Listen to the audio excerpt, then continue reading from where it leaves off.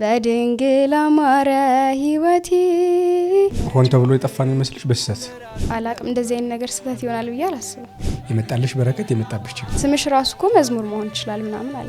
ከባዱ የምትይው የህይወት ክፍልሽ የትኛው ነው?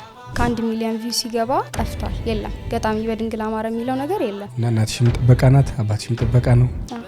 ተጠብቀሽ ነው የምትኖሪው። እኔም አንድ ባኮ ሻማን ተሳልኩት በቃ አመጣልሻለሁ ስራ ስጪኝ በቃ። ያንቺን ግጥም የትኛው ዘማሪ ቢዘምርልሽ ደስ ይልሻል? ቢሆንልኝ ዘማሪ አቤል መክበብ ልኬለት አውቃለሁ ግን አላየሁ። ምን አይነት አስተያየቶች ምን አይነት ሀሳቦች መጡልሽ ከቤተሰብ ጀምሮ? የህይወቴ ትልቅ ሀዘን ብዬ ማስታወስ እሱ ቶሎ ነው የምትሰማኝ መብራት ምን ትትናን ብትታደይ ላጥፊ ትውልድ ምትማልጂ ሀጥ ጻድቅ ሳትለይ ሁሉን በአንድ የምትወጂ እኛ ሆነን ወጣኔዎች ለንባሸልፍኝ ምናዘጋጅ ለአንድ ልጅሽ ሚሆን ያሰት ክስስና በጃጅ አይተሽናል ስንበድለው ሞቱን ቆመን ስናጸድቀው ባንቺ ጀርባ ያደገውን የእርሱን ጀርባ ስንመትረው።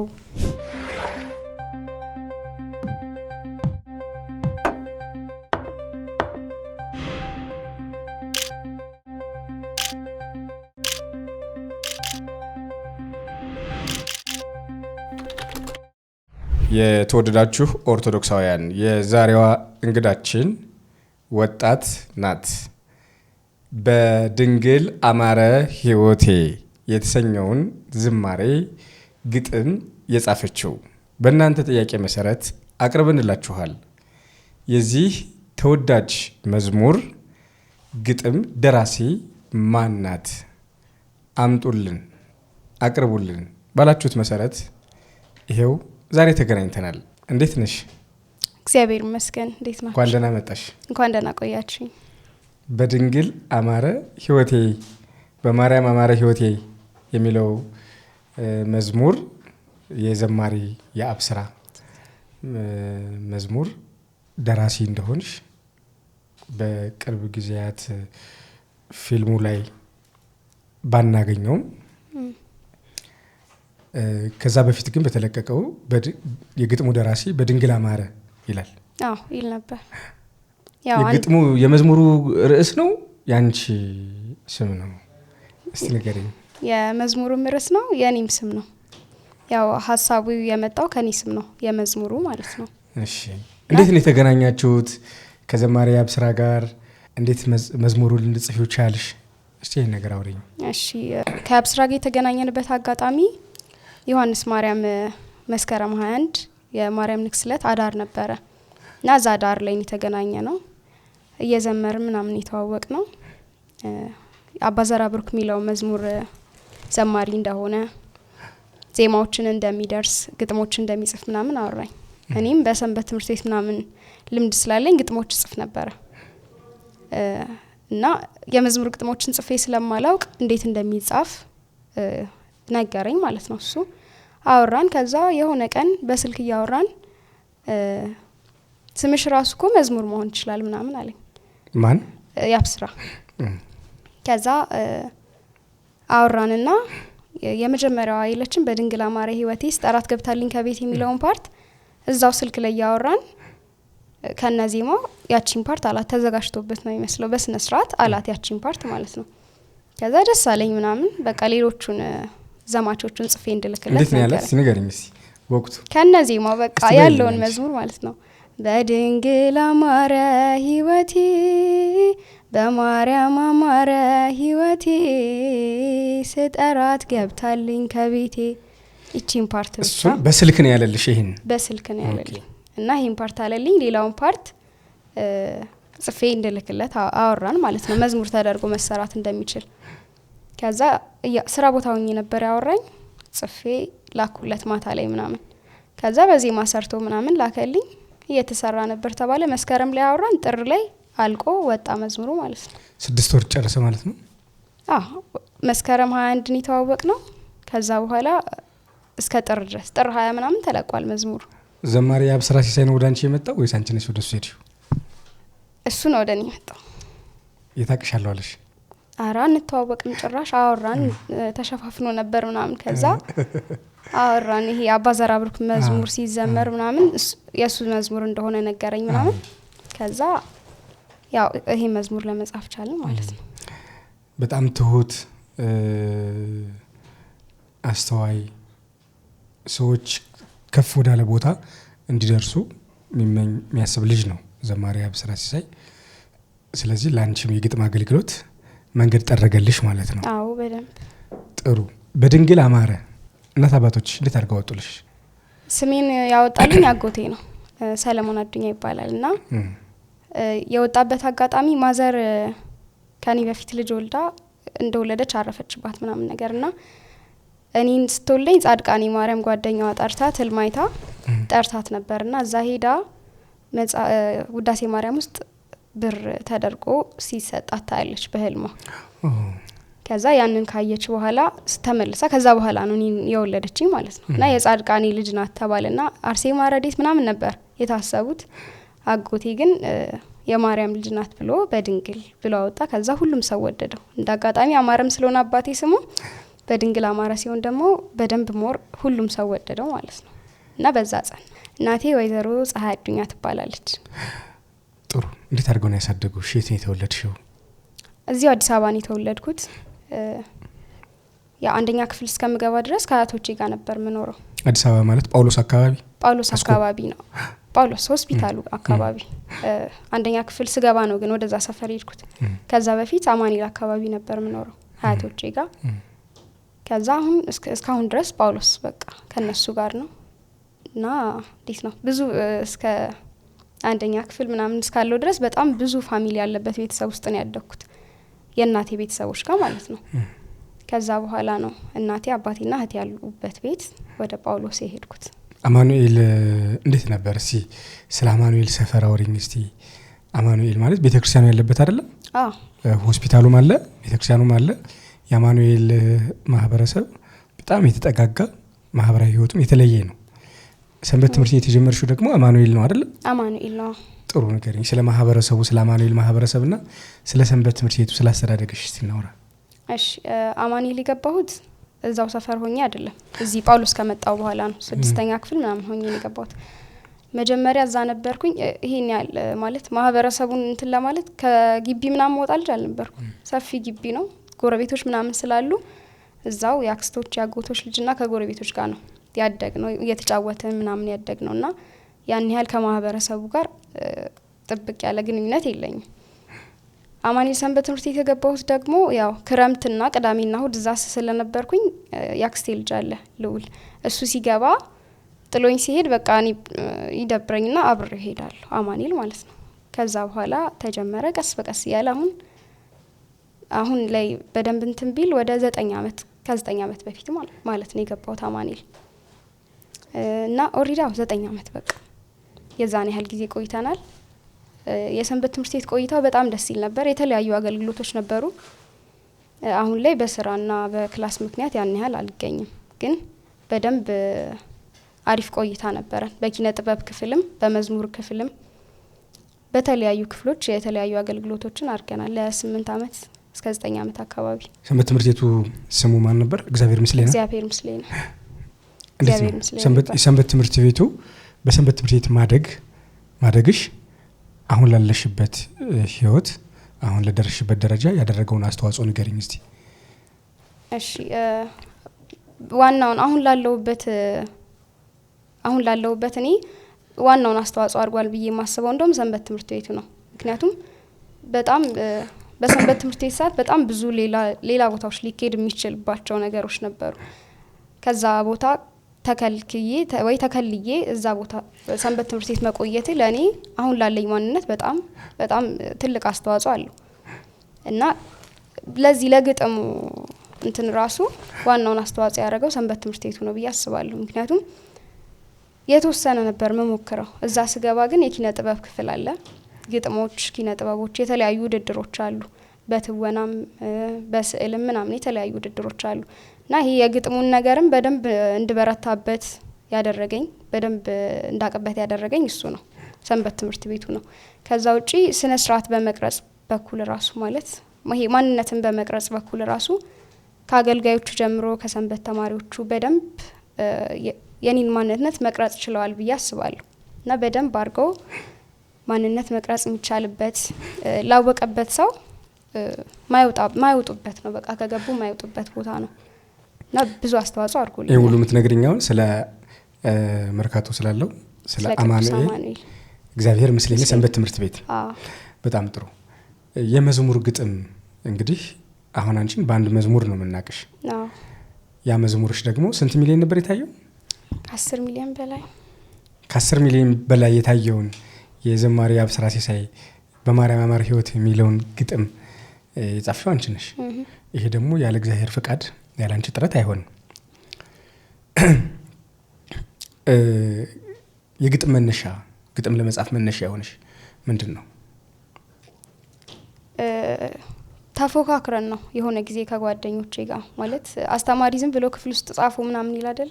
ግጥም ጻፉ ተባለና መፎካከር ጀመርን። ከዛ በሸቁኝ በጣም የሆነ ማይሆን አይነት ግጥም ጽፈሻል ብለው። ከዛ ቀስ ብዬ መጻፍ ጀመርኩኝ ምናምን። የዛኔ አሪፍ ሆነልኝ እንደው ካበሸቁኝ በኋላ ማለት ነው። አሪፍ እየጻፍኩ መጣው። ሰንበት ትምህርት ቤት ስገባ ደግሞ በደንብ የበለጠ እየተሻሻለ መጣ። በዛ ምክንያት ነው የተነሳው። ያው ክላስ ውስጥ አስተማሪ ኖርማል ጻፉ እንደሚለው የዛን ጊዜ ነበር የጀመርኩት እንጂ ሐሳብ ኖረኝ ምናምን አያውቅም ነበር። ጥሩ። ከዛ በኋላ በርካታ ዘማሪዎችን ጽፈሻል፣ ግን ቤትሽ ነው የምታስቀምጫቸው? አዎ። ይሄኛውን ወደዚህኛው መዝሙር ልመልስሽና ምን አይነት አስተያየቶች ምን አይነት ሐሳቦች መጡልሽ ከቤተሰብ ጀምሮ በቅርብ ከምታውቂያቸው? የዚህ ግጥም ደራሲ በመሆንሽ የመጣልሽ በረከት የመጣብሽ ችግር? የመጣብኝ ችግር የለም። በረከት ግን ነው ማለት ሰዎች ብዙ ሰው አያውቅም። ቤተሰብ አካባቢና ጓደኞቼ ናቸው የሚያውቁት። ቤተሰቦቼ በጣም ደስተኛ ናቸው። ሌሎችንም ምናምን እንድሞክር እንደውም እድል እየፈለጉልኝ ነበር። ብዙ እድል ሞክር ያለው እኔም እድል ለማግኘት ግን ያው ያልተሳካባቸው አጋጣሚዎች ስለነበሩ ነው። ቤተሰቦቼ በጣም ደስተኛ ናቸው፣ ጓደኞቼም እንደዛው። እና ሌሎችን መጻፍ እንዳላቆም እኔ የሆነ ሰዓት ላይ መጻፍ አቁሜ ነበር። ምክንያቱም ሌላ ዘማሪ ልተዋወቅበት ምችልበት አጋጣሚ ምናምን ስላልነበረ እየተውኩት ነበር።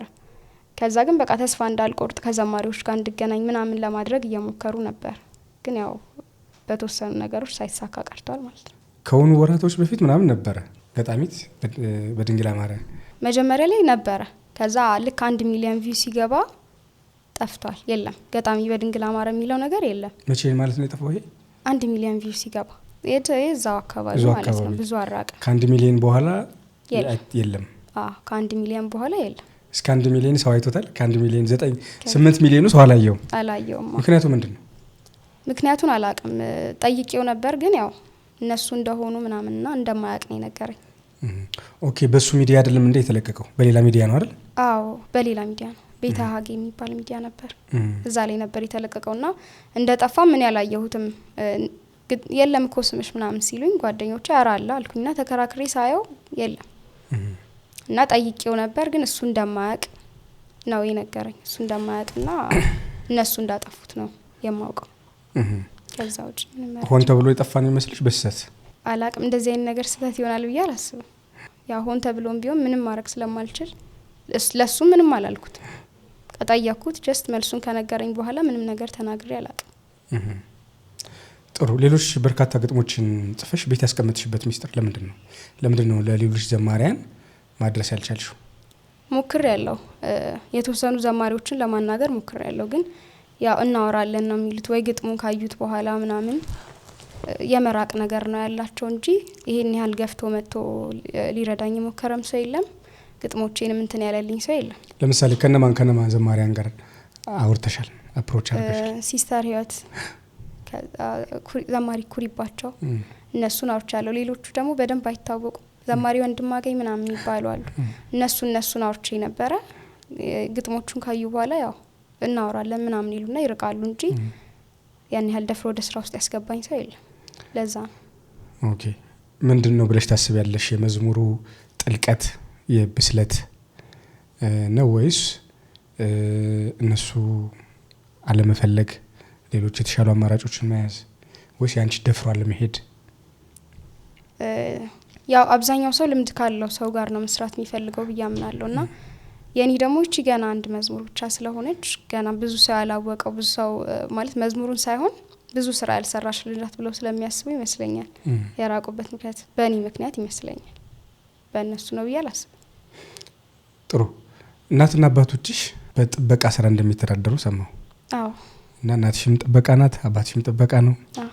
እና ተጠብቀሽ ነው የምትኖሪው? ተጠብቂ በመላእክትም በቤተሰቦችሽም ማለት ነው። እስቲ ንገሪ ስለ እናትና አባትሽ የጥበቃ ህይወት። በጥበቃ አገልግሎት አባትን በጥበቃ እናትን በጥበቃ አገልግሎት ተሰማርተው አንቺን ለዚህ አብቅተውሻልና ወደ ጥበቃ የገቡበት ሁለቱም ተመሳሳይ ፊልድ የመረጡበት ምክንያት ምንድነው? እስቲ ንገሪ። እሺ መጀመሪያ ላይ ሁለቱም ይሰሩ የነበረው ጫማ ስራ ነበር። ተመሳሳይ ነበር። መጀመሪያም በፊትም ተመሳሳይ ነበር። የሱ የቆራጭ ምናምን የሚባሉ ስራዎች አሉ። እንደዛ ይሰራ ነበር። እሷም የጫማ ስራ ውስጥ ነበረች። ከሆነ ጊዜ በኋላ ፋዘር ደም ግፊት አለበት፣ መድኃኒት ምናምን ይወስዳልና ብዙም መቆም ምናምን ያቃተው መጣ። ከዛ ያው እየደከመ ሲመጣ ምናምን የጥበቃውን ስራ ጀመረ ማለት ነው። እሷም የጫማ ስራውን አቁማ የተወሰነ ጊዜ እንደ ቤት መቤት ቁጭ ብላ ነበር። ከዛ በኋላ ግን እሱ ጥበቃውን ሲሰራ ያው የቤቱን ነገር ለማገዝ እሷም በጥበቃ ስራ ጀመረች ማለት ነው። እሷ የባንክ ቤት ጥበቃ ናት። እሱ ደግሞ ሁለት ቦታ ነው የሚሰራው። ቢታኒያ ውስጥ ደቡብ የሚባል አለ ሐኪም ቤት ሰፈር፣ እሱንና የሆነ ህንጻ ጥበቃ 48 ሰዓት ውጭ ይሆናል 24 ሰዓት ቤት ማለት ነው።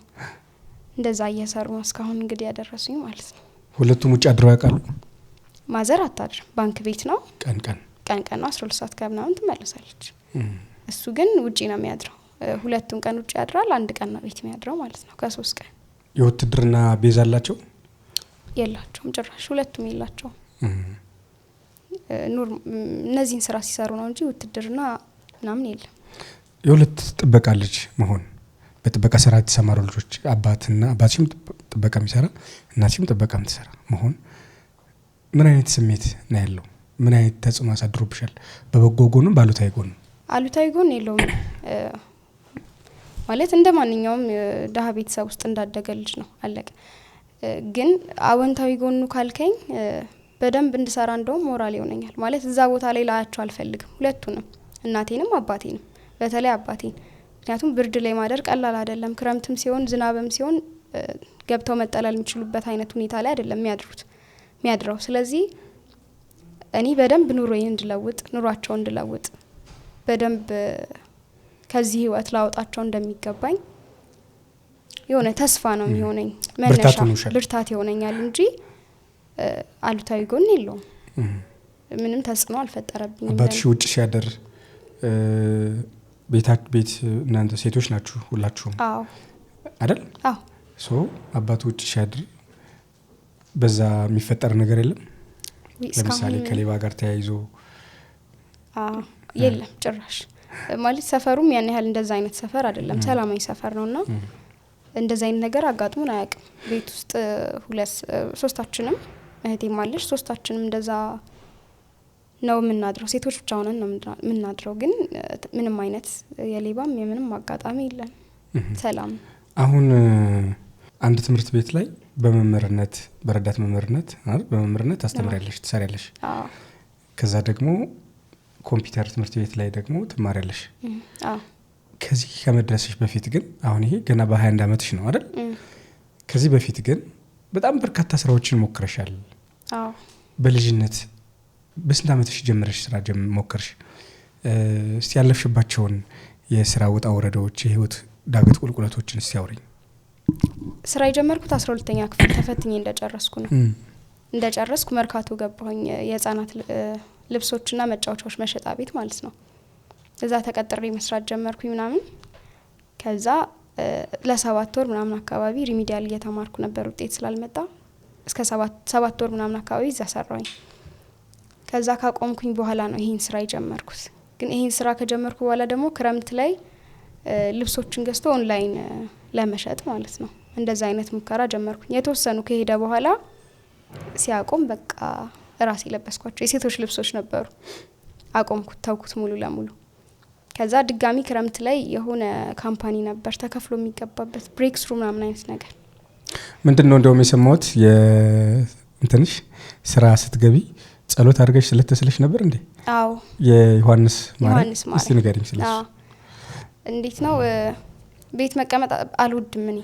ማለት ስራ ካለኝ ስራ ወይ ክላስ ካለኝ ክላስ እንጂ ቤት ዝም ብዬ መቀመጥ አልወድምና ሪሚዲያል ከተፈተንኩኝ በኋላ ክላስ ስላልጀመርኩ ቤት ነበርኩኝ የተወሰነ ሰዓት። መስከረም 21 ዮሐንስ ማርያም ንግስለት ከፋዘር ጋር ሄደን ነበርና ስራ ስጪኝ ብዬ በቃ ተሳልኩኝ ምናምን ነገር የለኝም አንድ ፓኮ ሻማን ተሳልኩኝ በቃ አመጣልሻለሁ ስራ ስጪኝ በቃ ብዬ ተሳልኩኝ። ከዛ በ22 ተደወለልኝ አንድ ፓኮ ሻማን ተሳልኩኝ። አዎ እሺ በ22 ስልክ ተደወለልኝና አስገብቼ ነበር የስራ ማመልከቻ ትምህርት ቤት ውስጥ። ከዛ ተደወለልኝ በ22 በ23 ነው ስራ የጀመርኩት ማለት ነው። ስለዚህ ያንን አድርጋልኛለች። ቶሎ ነው የምትሰማኝ መብራን። እሺ በ23 ስራዬን ጀመርኩ ማለት ነው። ያው የብሬክ ስሩ ሞከርኩኝ እሱም ያው ከኔ ጋር ሊሄድልኝ አልቻለም እና ያንንም ተውኩት። ከዛ እዚህ ስራ ውስጥ ለምንድን ነው ካንቺ ጋር ሊሄድ ያልቻለው? ማለት በደንብ የሚገባ ነገር ሰው እንድታመጣ ምናምን ነው። ወደዛ ካምፓኒ ያሳምነ አውርተ ሰዎች ምናምን ማምጣት አለብህ። እኔ ደግሞ ያን ያህል ማለት እንዴት ነው በጣም ሄጄ ሰዎችን ገፍቼ ማውራት አልችልም በባህሪና ያ ነገር ስላለ እሱንም ተውኩት ማለት ነው። ከዛ እዚህ ስራ ውስጥ ነው ያለሁት። ጥናቶች ምናምን ሲኖሩ ልጆች ቤት እየሄድኩ ምናምን አስጠናለሁ። እስካሁን ያለሁበት ይሄ ነው ማለት ነው የሞከርኳቸው። ደሞዝ ስንት ነው? 5000 ብር። 5000 ብር። የት ነው የምትማሪው? ማይክሮሊንክ እዚህ። ስንተኛ አመት ነሽ? 2ኛ አመት። አሁን እግዚአብሔር ቢረዳሽ ቢፈቅድልሽ የልብሽን መሻት ብታከናውኚ ምንድነው ለቤተሰቦች ማድረግ የምትፈልጊው? ይሄን ህልሜን ማሳካት ፈልጋለሁ በእናትና በአባቴ በኩል የምትይው አለ? አዎ። ምንድነው? መጀመሪያ ከዚህ ስራ ሁለቱንም ማውጣት ፈልጋለሁ። ሁለቱንም ከዚህ ስራ አውጥቼ የተሻለ ነገር እንዲሰሩ ወይ ደግሞ እየቆረቡና እያስቀደሱ ብቻ እንዲኖሩ ብችል እንደዛ ባረግላቸው ደስ ይለኛል። ካልሆነም ግን ቢያንስ ከዚህ ስራ እንዲወጡ ፈልጋለሁ። የተሻለ ስራ እንዲሰሩ በቃ መጦር ፈልጋለሁ በደንብ። እኔ ደግሞ ወደፊት ማስባቸው ነገሮች ስላሉ ከተሳኩ ከእግዚአብሔር ጋር ሚሳኩ ከሆነ በደንብ የተሻለ ነገር ሰጣቸዋለሁ ብዬ አምናለሁ።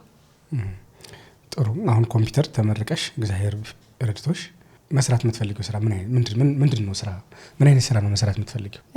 ከመማርበት በላይ መስራት ንግድ ውስጥ መግባት ፈልጋለሁ በጣም። በተወሰነም ቢሆን አይቸው ስለነበር የዛኔ መርካቶ ምናምን ስሰራ ወደ ንግድ ምገባ ይመስለኛል ወደፊት ሳስበው እና ይሄ በግጥሙና በትወና ላይ መስራት ፈልጋለሁ በጣም። እና እነዛ ነገሮች ቢሳኩ አንድ ስራ ይዤ ብቻ ደግሞ መቀመጥ አልፈልግም። ስራ እየሰራሁኝ በደንብ ራሴን ለመለወጥ ሞክራለሁ።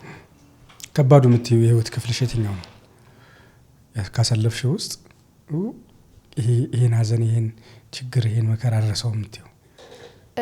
ሀያቴ ያረፈበትን ጊዜ ነው።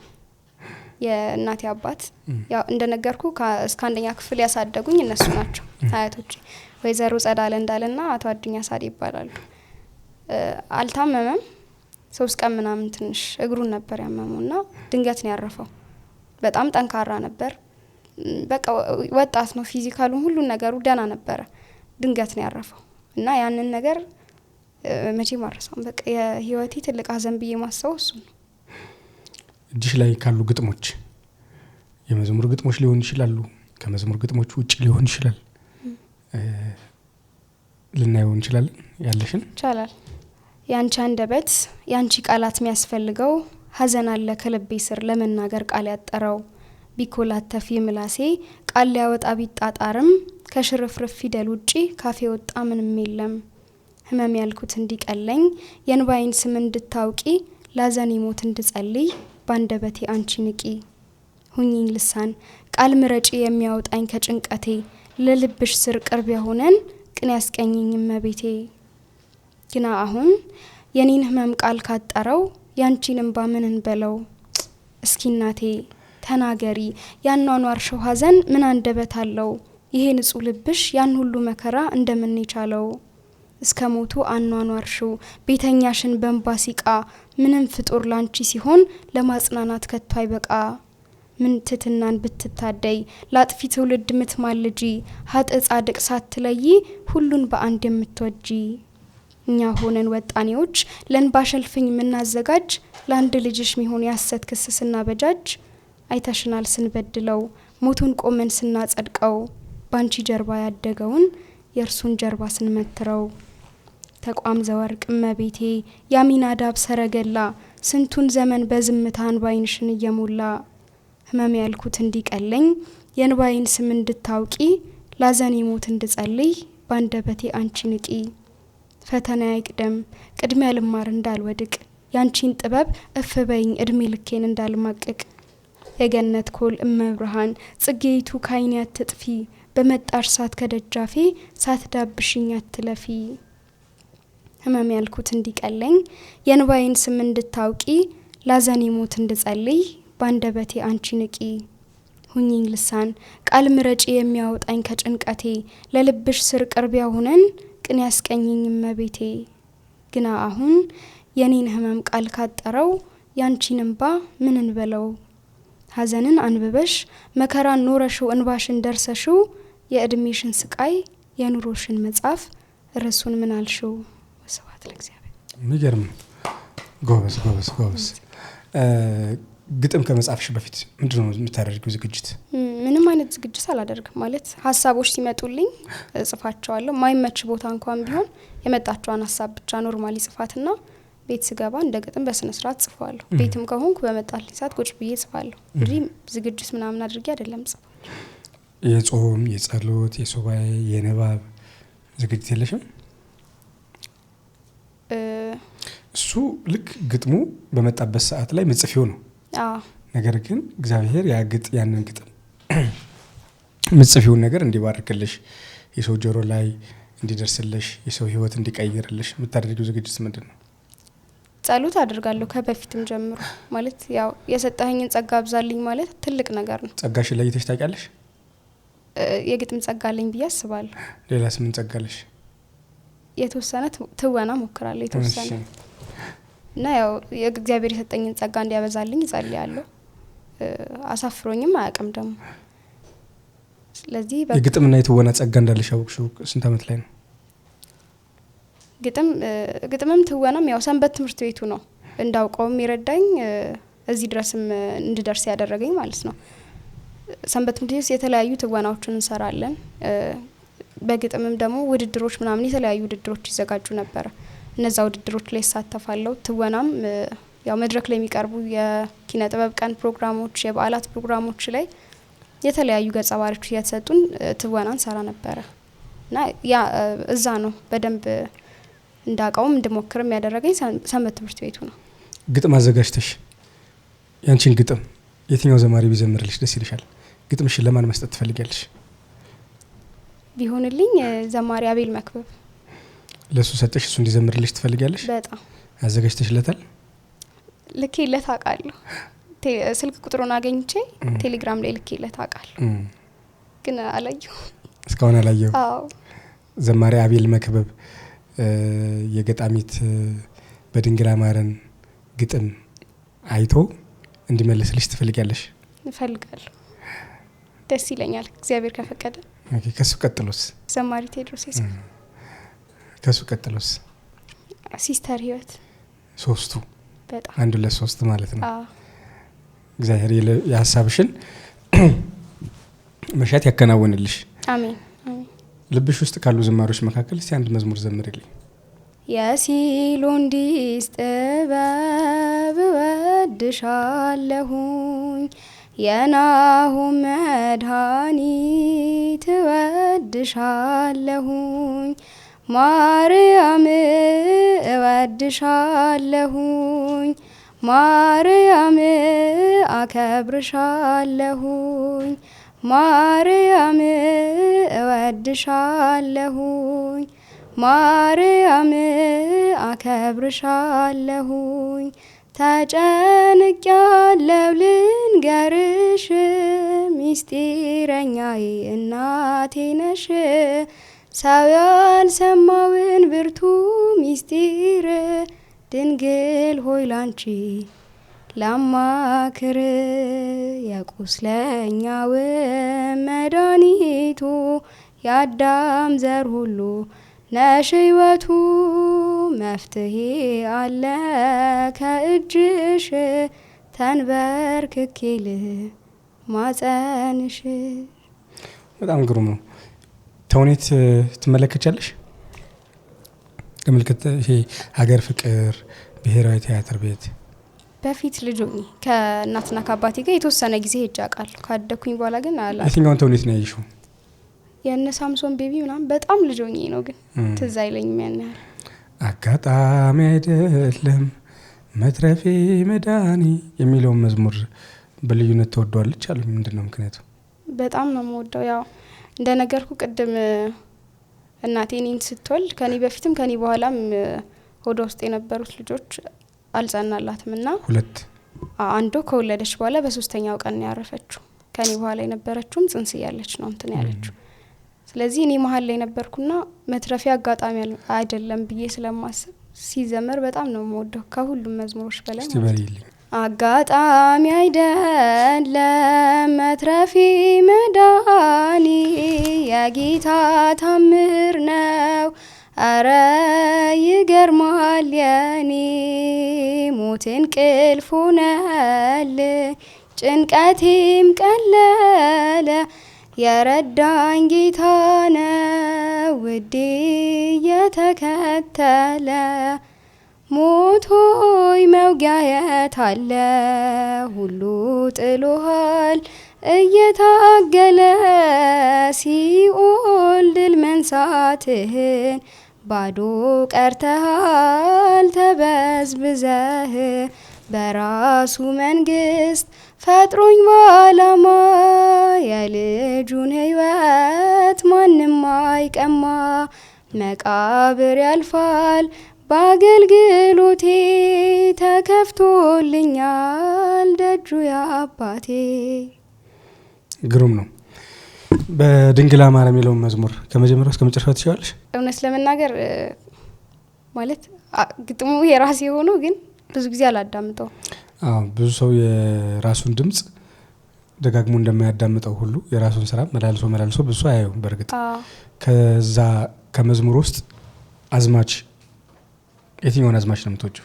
ከሞት መሃል ነጥቀሽ በድንግል አማረ ነፍስን ዘራሽብኝ በድንግል አማረ ኃጢአተኛ ሳለው በድንግል አማረ ሰው አርገሽ አቆምሽኝ በድንግል አማረ ሐዘን መከራዬ በድንግል አማረ ታሪክ ሆኖ ቀረ በድንግል አማረ ኑሮይ በሙሉ በድንግል አማረ በድንግል አማረ በማርያም አማረ።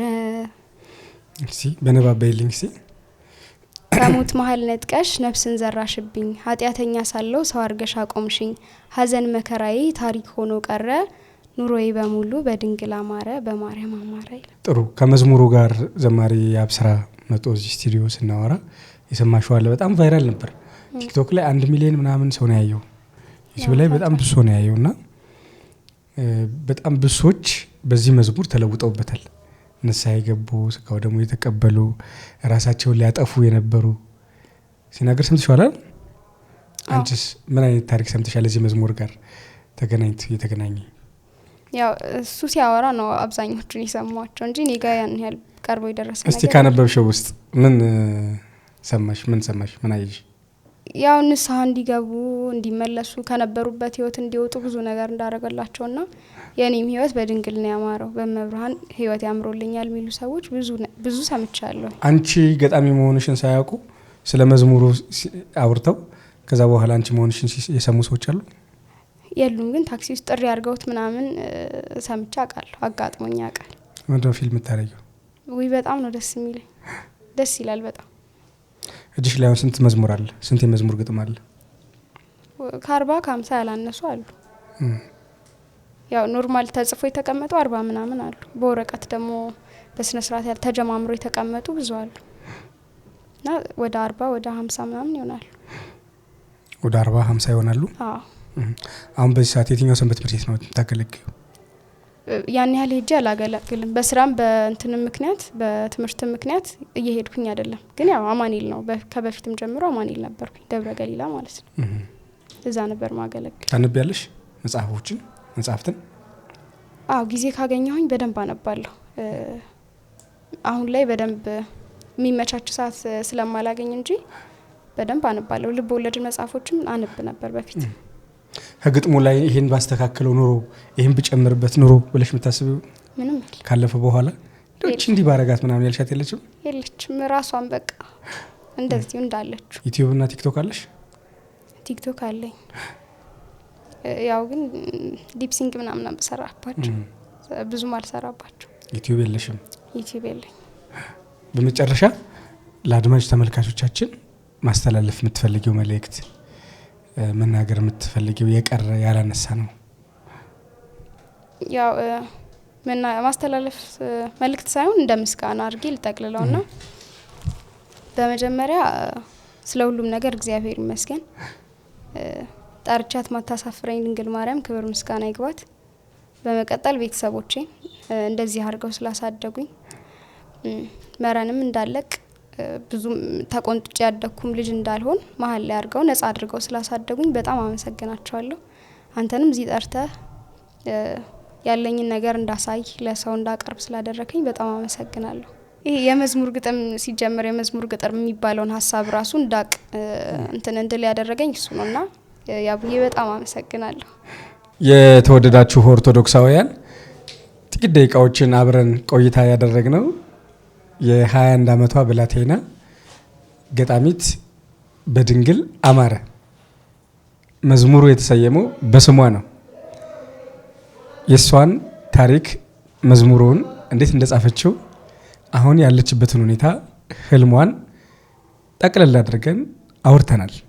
ልጅቷን ማገዝ የምትፈልጉ መርዳት የምትፈልጉ ደግሞ ስልኳን ከስር እናስቀምጥላችኋለን። አግኟት፣ ደግፏት፣ አበረታቷት፣ በጸሎትም አስቧት። ሌላ እንዲቀርብላችሁ የምትፈልጓቸው እንግዶች ካሉ በእኛ በምናስቀምጠው ስልክ በቴክስት አሳውቁን። እንግዶችን አናግረን እዚህ ሎዛ ፖድካስት ላይ ይዘንላችሁ የምንቀርብ ይሆናል። በያላችሁበት ቸር ቆዩን። ሰላም እግዚአብሔር ከእናንተ ጋር ይሁን። በስመ አብ ወወልድ ወመንፈስ ቅዱስ አሐዱ አምላክ አሜን። ያንቺ አንደበት ያንቺ ቃላት የሚያስፈልገው ሐዘን አለ ከልቤ ስር ለመናገር ቃል ያጠረው ቢኮላተፍ ምላሴ ቃል ሊያወጣ ቢጣጣርም ከሽርፍርፍ ፊደል ውጪ ካፌ ወጣ ምንም የለም። ህመም ያልኩት እንዲቀለኝ የንባይን ስም እንድታውቂ ላዘኔ ሞት እንድጸልይ ባንደበቴ አንቺ ንቂ። ሆኚኝ ልሳን ቃል ምረጭ የሚያወጣኝ ከጭንቀቴ ለልብሽ ስር ቅርብ ያሆነን ቅን ያስቀኘኝ እመቤቴ። ግና አሁን የኔን ህመም ቃል ካጠረው ያንቺን እንባ ምንን በለው። እስኪ እናቴ ተናገሪ ያኗኗርሽው ሐዘን ምን አንደበት አለው? ይሄ ንጹህ ልብሽ ያን ሁሉ መከራ እንደምን የቻለው? እስከ ሞቱ አኗኗርሽው ቤተኛሽን በእንባ ሲቃ ምንም ፍጡር ላንቺ ሲሆን ለማጽናናት ከቶ አይበቃ። ምን ትትናን ብትታደይ ላጥፊ ትውልድ ምትማልጂ ሀጥ ጻድቅ ሳትለይ ሁሉን በአንድ የምትወጂ። እኛ ሆነን ወጣኔዎች ለንባሽ እልፍኝ ምናዘጋጅ ለአንድ ልጅሽ ሚሆን የሐሰት ክስ ስናበጃጅ አይተሽናል ስንበድለው ሞቱን ቆመን ስናጸድቀው ባንቺ ጀርባ ያደገውን የእርሱን ጀርባ ስንመትረው። ተቋም ዘወርቅ እመቤቴ ያሚናዳብ ሰረገላ ስንቱን ዘመን በዝምታ እንባይንሽን እየሞላ ህመም ያልኩት እንዲቀለኝ የንባይን ስም እንድታውቂ ላዘኔ ሞት እንድጸልይ ባንደበቴ አንቺ ንቂ። ፈተና አይቅደም ቅድሚያ ልማር እንዳልወድቅ ያንቺን ጥበብ እፍበኝ እድሜ ልኬን እንዳልማቅቅ። የገነት ኩል እመብርሃን ጽጌይቱ ካይነ ትጥፊ በመጣሽ ሳት ከደጃፌ ሳትዳብሽኝ አትለፊ። ህመም ያልኩት እንዲቀለኝ የንባይን ስም እንድታውቂ ላዘኔ ሞት እንድጸልይ ባንደበቴ አንቺ ንቂ። ሁኚኝ ልሳን ቃል ምረጭ የሚያወጣኝ ከጭንቀቴ ለልብሽ ስር ቅርብ የሆነን ቅን ያስቀኘኝ እመቤቴ። ግና አሁን የኔን ህመም ቃል ካጠረው ያንቺን እንባ ምንን በለው። ሐዘንን አንብበሽ መከራን ኖረሽው እንባሽን ደርሰሽው የእድሜሽን ስቃይ የኑሮሽን መጻፍ ርሱን ምን አልሽው። የክብር ተናንሶ እማ አምላክ ድንግል አራስ የመለኮት ትራስ አማኑኤልን ታቅፈሽ በረት ነው ያንቺ ዳስ። ህመም ስንቅሽ እንባ ልጅሽ ሳቅ አያውቅሽ ከየትኛው አፈር ከምን ቢሰራሽ ነው ፍም ታቅፈሽ ያልፈጀሽ። የቷ ልጃገረድ አምላኳን ወለደች ያለ ዘር ጸንሳ የቷ ድንግል ማፀን ዓለም አከበራት ቃልን አንተርሳ። ከፍጥረት ልዩ ነው በልቦናሽ ያለው የክብር መተናነስ። ገብርኤል ሲያበስርሽ ባሪያው ነኝ ብለሻል ለጌታ ማርያምስ። በኩርም ዳህርም ኃጢአትን ማታውቂ ጾመኛ ህሊና ሀሳብ ስጋሽ ንጹህ ንግግርሽ ፍቅር ኑሮሽ ድንግልና። እንደምን ያለ ነው በልብሽ የሞላው የክብር ተናንሶ የልብሽን መንጻት ስላየው ነው አምላክ ያኖረሽ አንግሶ። አምላክን ለምትወልድ ስትመኝ ነበር ልትሆኚ ገረዷ ኤልሳቤት አክስትሽ ደስታዋ እንዴት ይሆን ስለሆንሽ ዘመዷ። ግርድና አይደለም የኮቴሽ ማረጉ ያኗኗርሽ ወዙ በእናትነት ቅብ ነው በድንግል ማህፀን የሚሰፋው ጠርዙ። እናት ቢሉ እናት ድንግል ቢሉ ድንግል የምልጇ ምሁሯ የቱ አንደበት ርቱ የቱ ቃልስ ምጡቅ ለስም አጠራሯ። ጽና ነው ማጸንሽ እሳትን ታቅፎ ዕጣን ያፈለቀ የሰናዩ ማዛ ጠረኑ ሲደርሰው ሰይጣን ተደበቀ። ልዩ ነው ከፍጥረት ልብሽን የሞላው የክብር ተናንሶ ትሁት ቃል መውለድሽ ጠረኔን ቀየረው ነውሬን ደርምሶ። ማን አምላክን ወላድ ባህያ ተቀምጦ ስደትን ይወጣል የትኛውስ ፍጥረት የፈጣሪውን ቃል እንዳንቺ ይፈጽማል። ተናንሰሻል እኮ ክብር እንደ ጥላ ተከተለሽ እንጂ ወንድ እኮ አታውቂም ከሴቶቹ ሁሉ ተመርጠሽ ነው እንጂ። እመደናግላን ጥፍጥናው ፍቅር ነው የቀሚስሽ ዘርፉ አንቺ ስትመጪ ሲኦልና ነፍሴ ተያይተዋለፉ። በመደመር ስሌት ቀመሩን አርቅቀሽ ልቤን አንዳረግሽው ያደፈ ሊናይን በመዳፍሽ ዳብሰሽ ከልቤ ያጋመድሽው። አንዳረግሽኝ ከአምላክ ጥርኝ ውሃ ማርኮሽ መች ተርፍ ነበረ መች ድን ነበረ ባያርፍብኝ ጥላሽ። ከፍጥረት ልዩ ነው ልብሽን የሞላው የክብር ተናንሶ ስለ ትህትናሽ ሚካኤል አይጠግብም አንቺን አሞግሶ። ፍጥረት እኮ አይደክምም ስምሽን ከመጥራት አንቺን ከማሞገስ ውሻውን ቢጠማው አትሰንፊም በጭራሽ አንቺ ከማጎንበስ። ምን ፍቅር ቢሞላሽ እንዴት ብታዝኝ ነው አዘነባበልሽ ጥሙን ማርካት እንጂ ስለ ወርቅ ጫማሽ ከቶ አላሳሰበሽ። ክብርስ እንዳንቺ ሴትነት እንዳንቺ ማንም እንዳልቃኘው ንጹህ ህሊናሽ ነው የሰማዩን ንጉሥ ከስርሽ ያስገኘው። ከፍጥረት ልዩ ነው በልብሽ የሞላው የክብር ተናንሶ ማን ያድነን ነበር አምላክ ባይወለድ ያንቺን ስጋ ለብሶ። ወስብሐት ለእግዚአብሔር።